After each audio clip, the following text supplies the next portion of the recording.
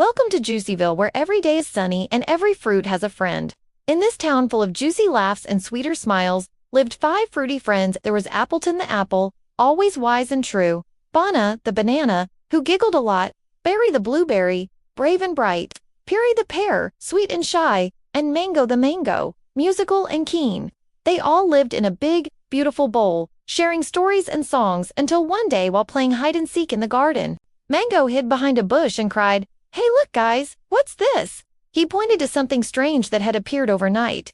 It was a big wooden gate with a shiny brass handle. "Ooh, a mystery," said Peary. "I love solving mysteries." On the gate was a sign which read, "To enter the garden of surprises, solve the riddles posed by the stones the garden holds." "Are you up for the challenge?" asked Peary. His voice shook a little. Well, I don't know." Appleton rolled forward. "Don't worry, Peary. We'll work together." Then he turned to the gate. "All right, let's do it." The first thing they saw was a stone. It glowed a warm yellow and suddenly began to speak.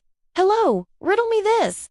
I'm yellow and curved. I slip when I'm served. What am I?" Bana jumped up and down. I know. That's me, a banana. Peel me open, slice me up. I'm the perfect snack. Ha." The gate creaked open just a little, but there was no way to tell which way to go through it. "Maybe we should ask another stone," suggested Mango. They walked a bit further into the garden until they came across another stone. This one glowed a bright blue. "Hello, riddle me this. I'm small and blue. I'm often in pancakes too. I burst with flavor." "Who are you?" Peary stepped forward.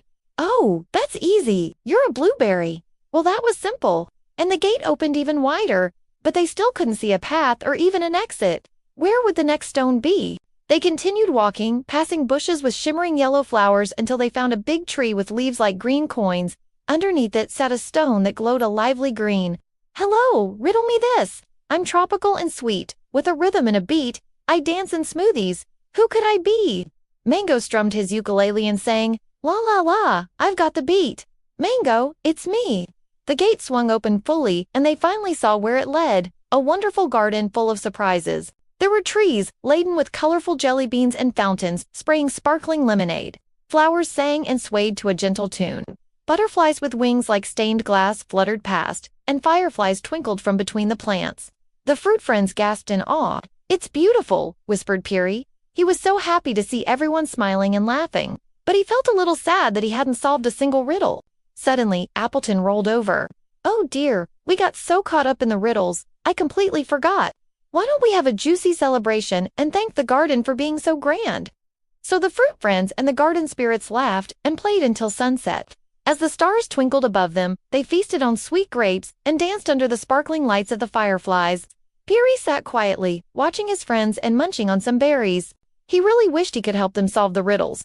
Suddenly, he heard a sweet voice say, "Why aren't you joining in the fun, little pair?" Peary jumped and looked around. "Who said that?" The voice giggled. "You can pick my juicy purple plums if you want." "Oh, sure," stammered Peary. He picked one of the plumpest plums and took a bite. "It's delicious, thank you." "You're welcome," said the plum fairy. "But why are you picking my plums if you don't plan on eating them?" "Well, maybe I'll have some more." He offered the other plum to the plum fairy. She took it and smiled. "I can tell you're a kind and caring friend, Peary, and that's a wonderful quality." "Oh, thank you," said Peary. He beamed. No one had ever praised him before. After the party, the fruit friends went back home. They talked about all the wonders they had seen, including the singing flowers and the lemonade fountains. "Oh, and remember when that blueberry stone asked its riddle?" said Peary. "How did you know the answer?" I just knew," replied Peary. The others nodded. They had all known the answers to the riddles before they were asked. Appleton thought for a moment. "Do you think the garden somehow knew us?" "Of course not," said Bana. "It was just lucky we happened to know the answers." But as they snuggled into their beds, each fruit thought about the riddles. Were they just lucky? Bana tossed and turned. She thought she heard the first riddle. "I'm yellow and curved. I slip when I'm served. What am I?" She squeezed her eyes shut. "Banana, banana, is that really who I am?" Nothing more, nothing less. Peary also couldn't sleep. He kept hearing the second riddle. "I'm small and blue. I'm often in pancakes too. I burst with flavor. Who are you?" He looked at his reflection in the water tank. "Am I just a blueberry? Do I do anything else?" Mango tried to strum his ukulele, but his song sounded flat. He thought about the final riddle. "I'm tropical and sweet, with a rhythm and a beat. I dance in smoothies. Who could I be? Was he just a mango? Was that all he was good for? The next morning, the fruit friends met up in the garden. They were all quiet, thinking about the riddles. Suddenly, they all blurted out, "We need your help." The garden spirit appeared before them. "What seems to be the trouble?" We want to know more about ourselves," said Bana. "Are we really just a banana, a blueberry, a mango, a pear, and an apple?" The garden spirit smiled. "Of course you are those things, but you are so much more. You are kind and caring. You are brave and true. You are musical and sweet. You are everything you do." The fruit friends repeated after her. "We are kind and caring, brave and true, musical and sweet, everything we do." Then the garden spirit waved her magic wand.